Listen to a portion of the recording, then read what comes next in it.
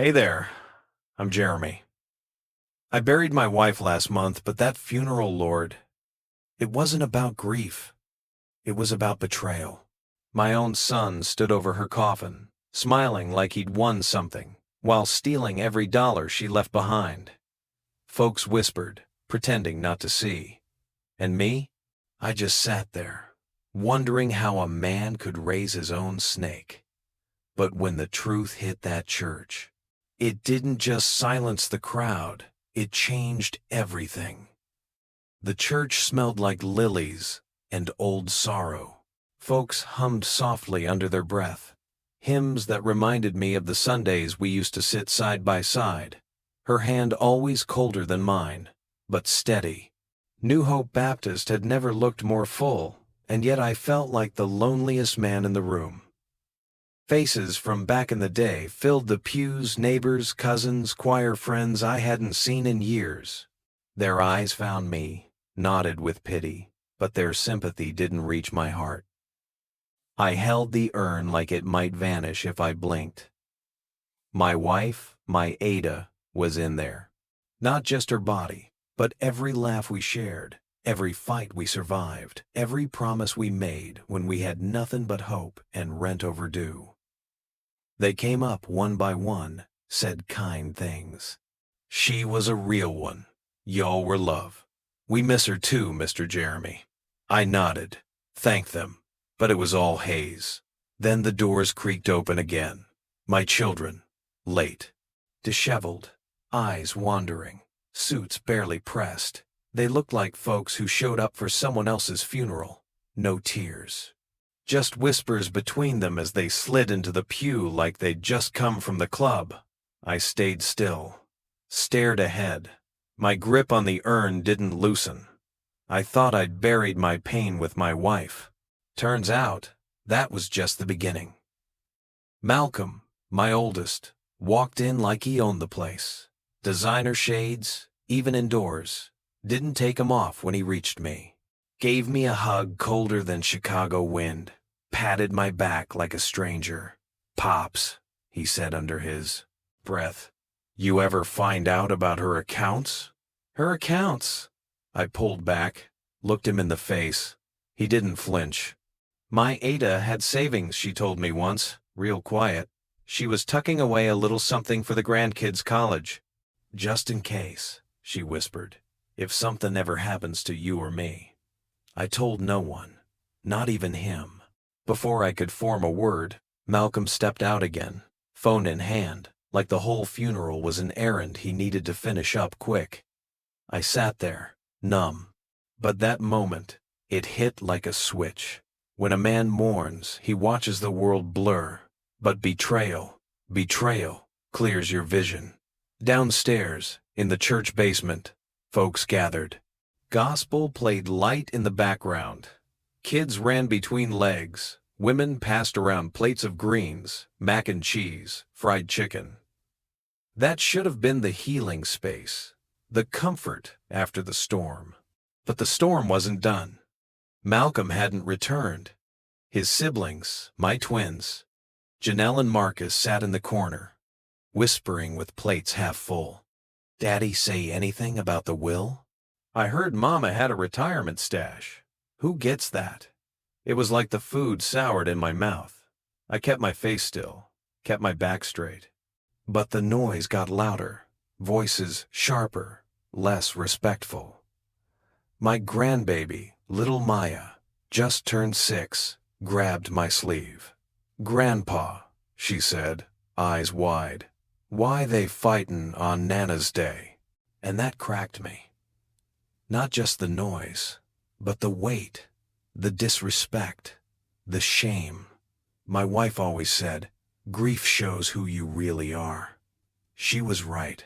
Sister Loretta found me by the punch table.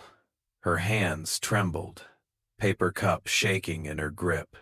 "Jeremy," she whispered, "I don't want to stir nothing, but I saw Malcolm in the office, church office, before the service, on Ada's tablet.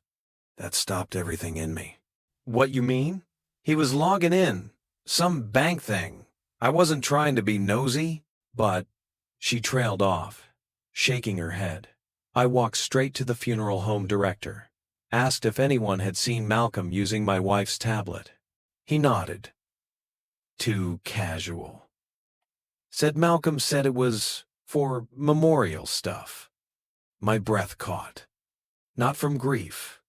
No. This was different. The account. The savings. Gone? I sat in the corner of the basement, in the chair Ada always used during bake sales. I remembered her laughing right there, counting dollar bills and cookie crumbs. Now there was nothing left but dust and betrayal. I didn't shout, didn't cuss. I just sat, hand on my knee, heart too tired to race. I buried the woman I loved, and just moments later, her son buried her trust. The church emptied.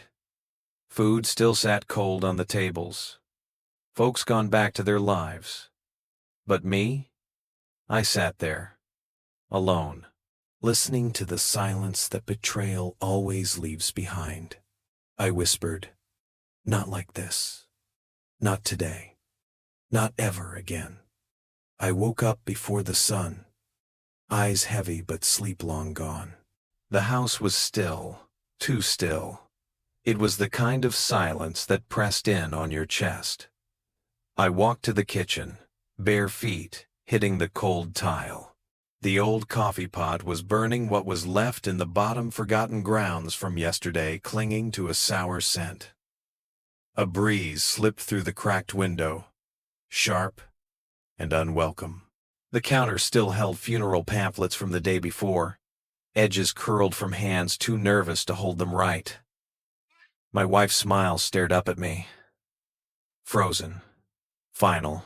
I stood there a long time, fingers brushing the edge of her picture. For a second, I almost heard her voice. My phone buzzed. One buzz, then another. Notifications lined up like dominoes.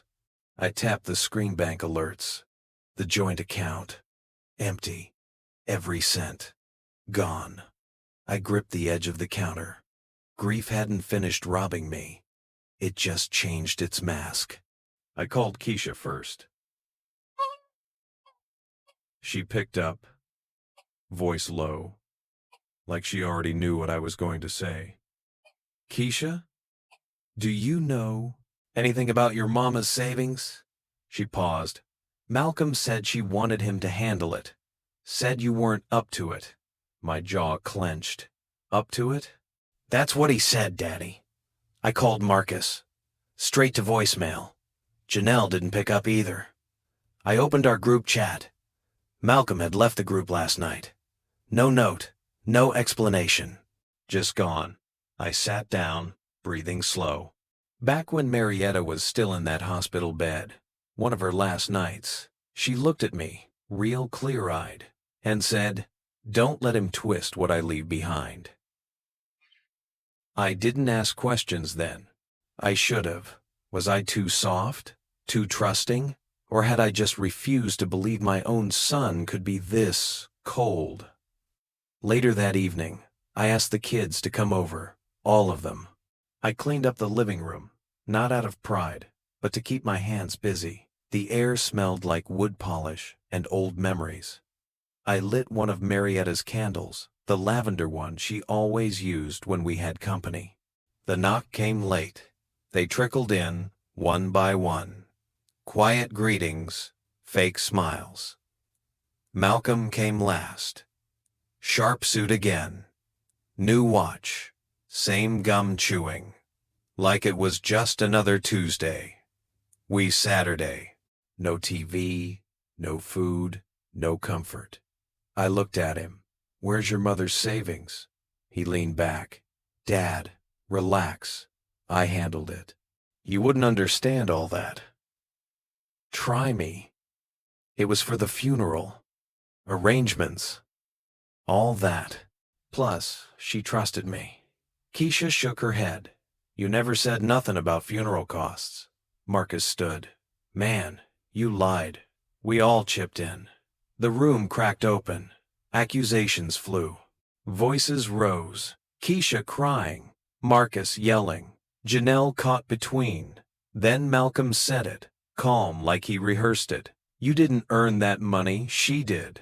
The words hit like glass in my chest. I stood, slow. And you think that gives you the right to steal her peace? He didn't answer, just chewed. Keisha left the room, came back with something, wrapped in a scarf.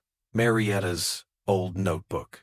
She handed it to me, pages curled from age and use. Her handwriting was on every page, records of donations, church drives, bake sales, expenses. All tracked, all honest. On the last page, written clear in her steady hand. All to be saved for our grandchildren's education. The room fell into silence, like it owed her that. Malcolm snorted. That's just old woman talk. Y'all gon' believe some scribbles over me? I didn't speak. I sat down, opened the book again. There, underlined twice. Jeremy knows the truth. He'll know where to look. My fingers gripped the page. That wasn't a record. That was a message. Not to them, to me. She knew. She trusted me. Not just to mourn her, but to finish what she started. That moment, something shifted. The anger didn't fade. It changed shape, became sharp, focused. This wasn't just about money. It was about memory, about legacy, about a woman who gave everything to her family and asked for nothing but decency in return. That night, when everyone left, I sat in her prayer chair, notebook in my lap. Her scent still hung faint on the paper. I closed my eyes. You trusted me to finish what you started. I won't fail you now. Outside, thunder rolled. The kind that shook the ground and warned the city that change was coming. And somewhere between the raindrops, I swore he wouldn't get away with it. The afternoon sun crept past curtained windows as I walked through the doors of the community legal aid office. It smelled faintly of paper and dust, as if time collected here. I remembered Marietta volunteering, offering help to folks without means, her kind of ministry. The receptionist, a young woman with nervous eyes, glanced at my name before reluctantly pulling up a folder. I asked for records of her final appointment. Her voice fumbled. She met with a lawyer 2 weeks before she died. Insisted on confidentiality. I asked to see signed documents. She shook her head. Only direct heirs listed may access those.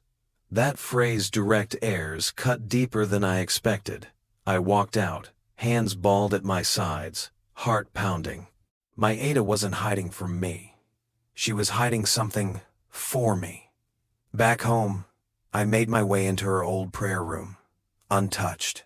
The incense scent lingered in corners, and photos of our children beamed from the altar.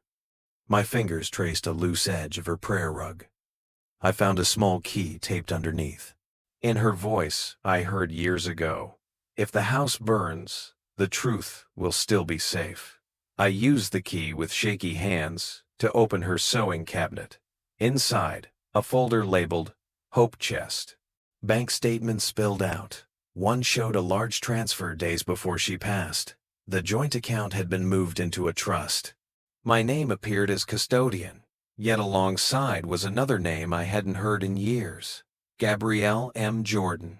I dialed the number printed beside the trust paperwork, expecting a stranger. Instead, a familiar voice answered. Gabrielle Marietta's cousin's daughter, estranged. She explained. Marietta created the trust in secrecy. She chose Gabrielle for the holding role so greedy hands wouldn't exploit it. I asked why she never told me. She hesitated. She didn't think you could face them alone without getting broken. That statement struck me with a double edge. She tried to protect me, even from knowing. But it also implied she underestimated my strength. Malcolm had nothing to do with that particular account.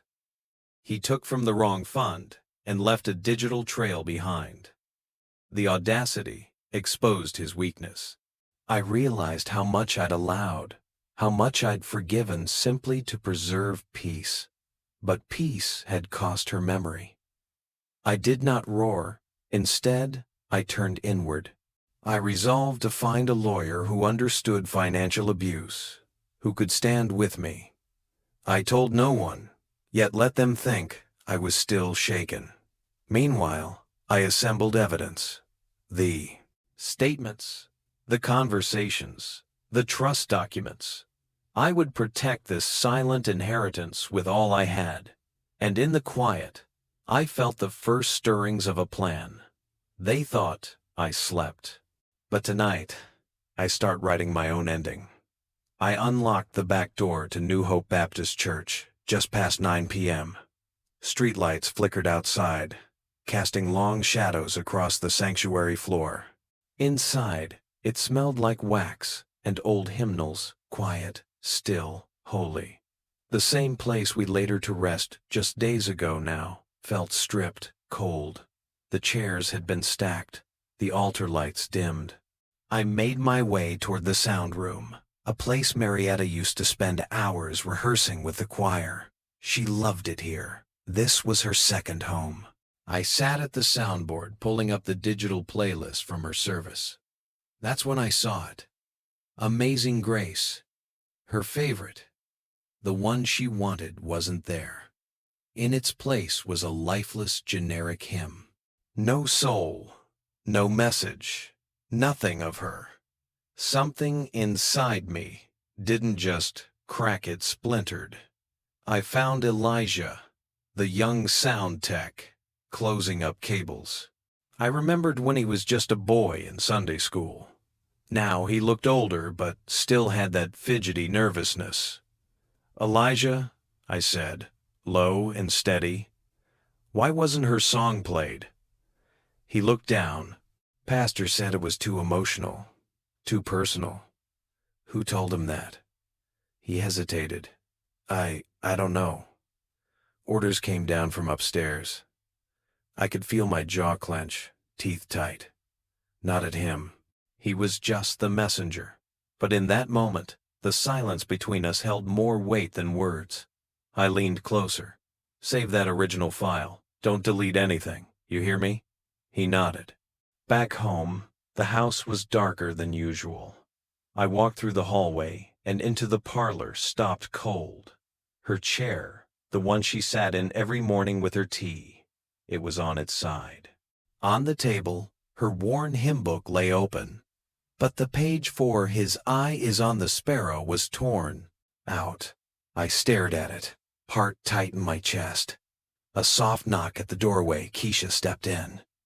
"I didn't do it, Daddy," she whispered. "I know." She sat down.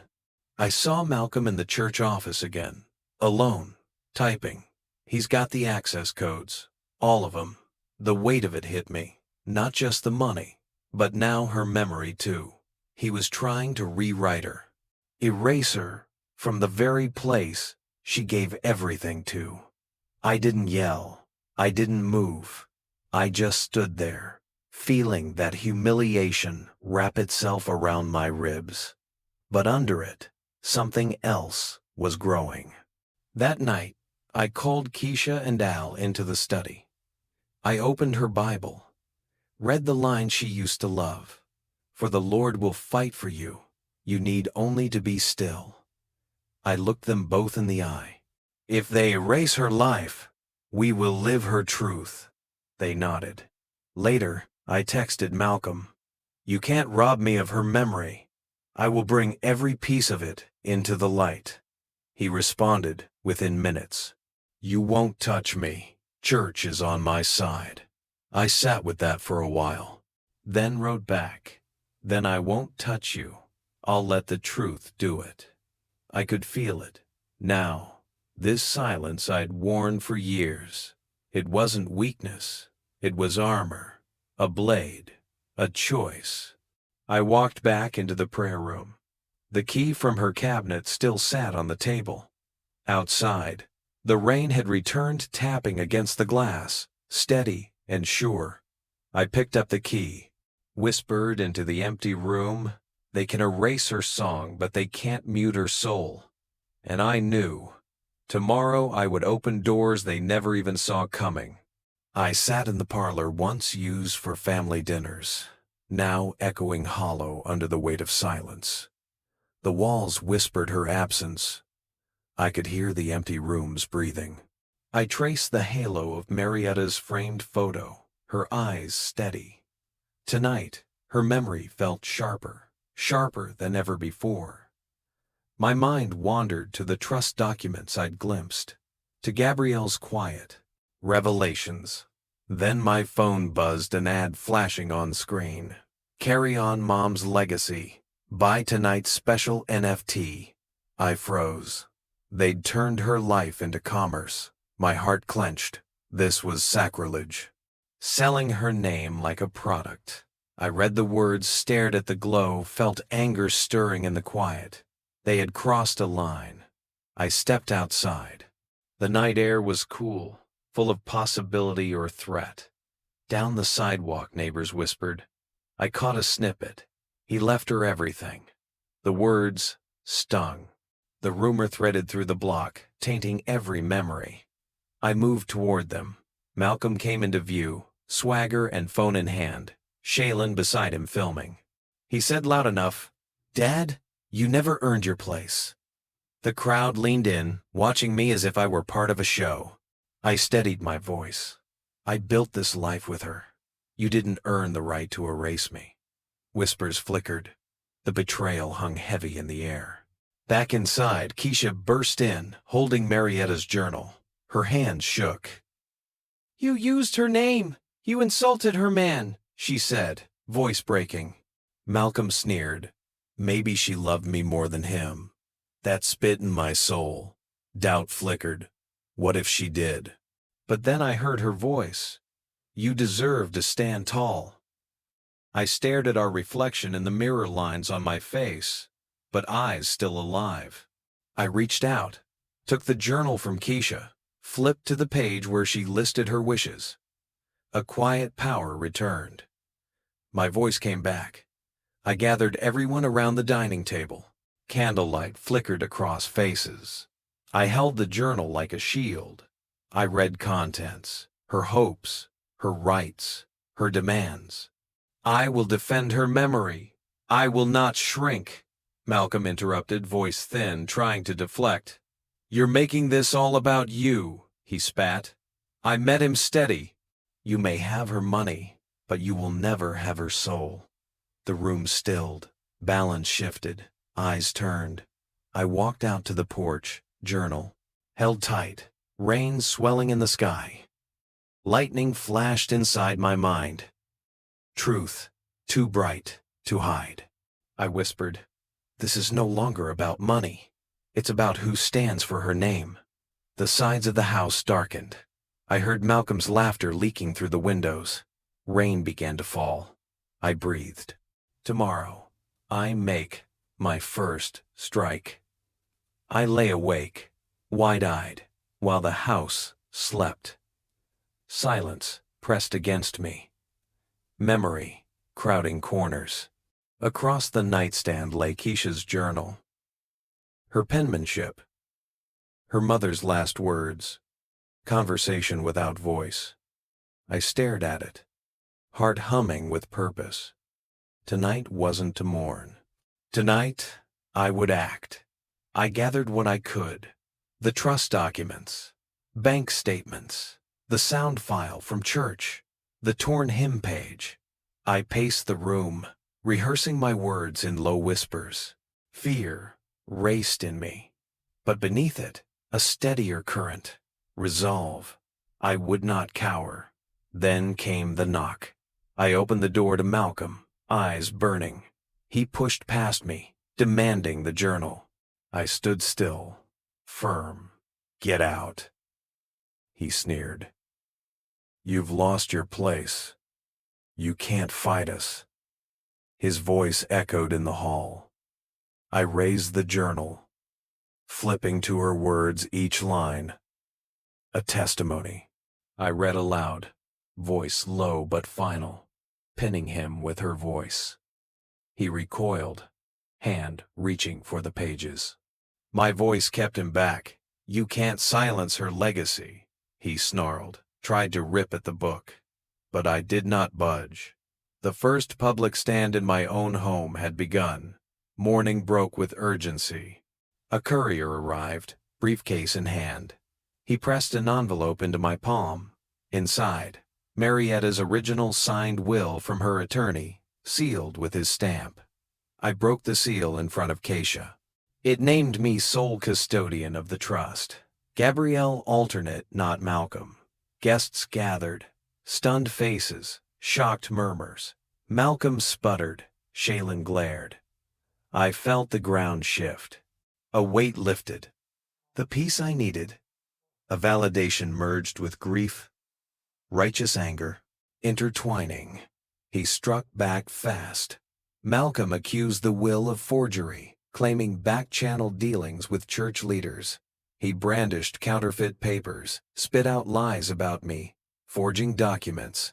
The room fractured, siblings torn, guests wavering. Then Keisha, trembling but fierce, held up a recording Marietta's meeting with her original lawyer. Their voices, clear and true. She hit play. The lie shattered like glass. Silence bloomed. The crowd bent toward truth. I stepped onto the porch, the sealed will clutched tight. Night air sharp, blood still coursing in my veins. Behind me, the house hummed with stunned hush. I whispered into darkness. Today, I claimed her voice. Rain spattered against the rail. Thunder rumbled deep. Inside, Malcolm's laughter trailed off. Tomorrow, I make it irreversible. The church fellowship hall still smelled like old punch and yesterday's casserole. I stepped in just before noon. Same place they used to hold baby dedications and post-service potlucks. Now, it looked like a courtroom in Sunday clothes. Family lined one side Gabrielle, near the back. Keisha, seated front left. Church elders gathered near the pulpit, half-eyed, half-curious. Malcolm stood by the punch bowl, too polite, too smooth. That fake smile stitched on tight. Shaylin whispered something. Her phone camera angled just right. I felt the tie clip in my pocket, a small piece of silver, cool against my fingers. I walked to the head table, sat beneath the stained glass image of Christ, with arms wide, my back straight, my face calm, but inside, I was steel ready to strike. Malcolm took the floor first, always eager to speak when he thought he had the room. He preached about legacy planning, about modernizing faith. Words dressed up like love, but they reeked of business. I let him go on. I didn't need to shout. When he paused to sip water and smirk, I stood. No speech, no fire, just action. I pulled the silver tie clip from my pocket, the one Marietta gave me our first Christmas together. I laid it gently on the table. The room shifted. Some gasped, others froze. Malcolm blinked hard. That little piece of metal carried more truth than his whole presentation. "You erased my name from the program," I said, voice steady. "You took me off the obituary, the memorial, even the sanctuary soundboard. But this," I raised the clip, "this says otherwise." Every head turned. A few nodded. It wasn't just about the tie clip. It was the silence I'd kept, now broken. The act reversed the story. She hadn't forgotten me. They had tried to erase me, but her memory wasn't theirs to control. That quiet moment carried the weight of thunder. I looked toward the back. The sound tech I'd spoken to earlier was already in place. I gave him a small nod. He tapped the board. Then, from the church speakers, came her voice, Marietta's voice, clear, crisp, singing "His Eye is on the Sparrow," that sweet tremble in her soprano alive, a sound we thought we'd lost. The room went still. People stopped chewing, stopped moving. Eyes filled. Hands covered mouths.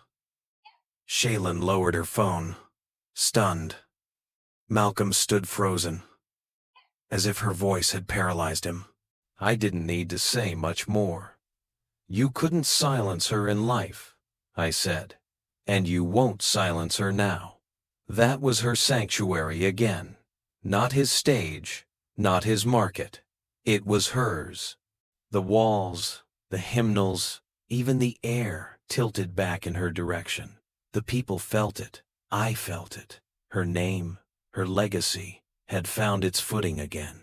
Later, during the reception in the dining area, the air was thick with whispers and shaken eyes. Some edged away from Malcolm, their certainty cracked. Others approached me, their words few but eyes full. I stood near the coffee urn, quiet. He stormed over. You staged that, he spat. You manipulated. No, I said, cutting him off. I held her truth. You played with lies. Keisha moved, beside me, strong. Gabriel entered through the side door, nodded once, handed me a small folder without speaking. That nod meant something. It meant I wasn't standing alone anymore. There was no need for shouting now. Lines had been drawn. Folks picked sides without a single argument. The power didn't rest in voices. It rested in who still had the truth. Before leaving, I went back to the prayer room. The hymn book lay open, pages gently fluttering under the breeze of the overhead fan. I placed the silver tie clip on Marietta's photo. It caught a bit of sunlight. It didn't feel like grief. It felt like grounding, like someone saying, I'm still here. I whispered to the quiet. Your voice was never gone. It was waiting for its stage. And tomorrow, I demand the full account be read aloud. The church was heavy with expectation when I entered. The hall was full family, church members, strangers drawn by whispers. They called it a memorial service meant to heal the rifts, but I felt the tension like a wire waiting to snap. I walked down the aisle, wearing my old black suit, somber, familiar. Eyes caught me. I caught their doubts and curiosity. Malcolm was seated at the front pew next to Shaylin, looking calm, too calm. Keisha leaned over, her voice almost lost in the quiet. Daddy, look at the deacon's hands. I turned. Deacon Cole held a sealed envelope, shifting it beneath his hymn book, before handing it toward Malcolm with a practiced smoothness. That small move made the air crack between worship and war. Even in this holy place, deceit found its hiding spot. When the choir's soprano faded, Malcolm rose. He spoke in measured tones. Tonight, he said, I come with news that will bring us closure. He held up a printed document. I discovered a revised will. The paper glinted under the lights. Gasps rippled through the pews. Old women clutched hymnals. It names me sole heir. His voice carried across the sanctuary. I stood, steady. Show us where you got it, I said. He smirked, shook his head. Anonymous source, he replied. Deacon Cole avoided my stare, shifting his feet. Keisha raised her phone from the back. I walked forward slowly. Here is her original, I said, drawing out the sealed will from my jacket. The room held its breath. Signed by her attorney, unrevised. I held it aloft. The split in the congregation was visible. Some nodded, some looked away. Betrayal tasted sharp in the air. Keisha tapped the screen, projected the attorney's video across the sanctuary's white wall. Marietta's lawyer appeared steady, somber. This, he declared, is the final binding will of Mrs. Marietta Jordan. No revisions were ever made. The room went cold. Malcolm's face contorted. You forged her name. I said, voice calm but iron. He lunged, "You're tearing apart this family," he roared. I stood my ground. "You did that when you sold her memory for likes," I answered. Ushers pulled him back. The congregation stirred gasps, murmurs, disbelief. Then a voice cracked. Deacon Cole stepped forward. "He paid me," he admitted, shaking. "Bribed me to leak funds, to fake letters." The church gasped as the lie ignited under God's roof. Officers entered through the side door. They walked quietly to Malcolm, handcuffs waiting. He was escorted out as cameras flicked. Shaylin stumbled, tears in her eyes. "It wasn't supposed to go this far," she whispered. I turned slightly. Truth always goes further than a lie. The tension in the room eased. Keisha pressed my hand. Pastor Wilson came forward. "Brother Jeremy," he said quietly, "you have honored her name tonight." The congregation rose, not cheering, but in respect. Their silence pulsed with something deeper than applause. Outside the church, rain lashed down. Lightning flicked behind the steeple, illuminating the cross in stark contrast. I stood under the downpour, coat soaked, will clutched tight. The church glowed behind me, half sanctuary, half battleground. I whispered into the wind. Justice came late, but she'd still call it grace. Thunder rolled, and I turned toward the dark street ahead. But I'm not done yet. Tomorrow, I'll face the silence she left behind. A week has passed since the church showdown. The echoes of that night still linger in my bones, but the world keeps turning. I sit alone in my kitchen, early morning light filtering through the blinds. Marietta's framed photo stares back at me, calm and certain. Bills lie scattered on the table, unopened. The media circus has moved on. The chatter has faded. But inside me there's still debris loss, guilt, regret. I move through the quiet house, passing rooms that once held her laughter, her prayers, her voice. In the living room, I pause near the window where sunlight would hit her piano keys. A letter from the bank lies on the counter, confirming what I already hoped. Her savings are secure, rightfully back in my name. Shaylin's text flashes in my memory.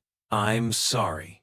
No calls, no visits." And Malcolm, still silent. I press my hand to her picture and whisper, "Your name is clean again, baby." The words settle in the stillness. Thursday. I find myself standing outside the county jail. The sky is overcast, the kind of quiet day that feels like it's holding its breath. The guard's eyes narrow when I say I want to see Malcolm. "Prepare yourself," he says. "He's not what he was." After walking through fluorescent-lit halls, I enter the meeting room. There he is, haggard, hollow-eyed, the weight of everything he did pressing down on him. He glances up. "Why are you here?" he asks, almost like he hoped I wouldn't come. I breathe deep, because grace ain't just for saints. It's for broken men too. I slide a worn Bible across the glass toward him, the one Marietta carried. His fingers brush the glass, trembling. "She never gave up on you. I won't either." His shoulders sag. A single tear falls. He doesn't ask for forgiveness, he just absorbs the offer. I see the boy he used to be, tossing a football across our yard. Now I see the man he might become. On Saturday, Keisha organizes a youth seminar in Marietta's name. The community center buzzes with energy. Parents, kids, volunteers, all drawn by her memory. Not the scandal. I'm the guest speaker. My heart races, then steadies. I walk to the stage. Keisha introduces me, and the lights dim. A slideshow begins. Marietta at food drives, teaching children, organizing community meals. Nothing of the funeral, nothing of the conflict. Pure legacy. A teenager asks, "What did your wife believe in most?" I meet her eyes. That truth matters more than peace, and sometimes peace only comes after truth. Silence. Respect. Afterward, I stand at the side door and hand the seminar director a check, a chunk of the restored savings. Scholarships, I say, for single black mothers who want chance. From the back comes a whisper. My mama was like her. I don't turn, but that whisper hums in me like home.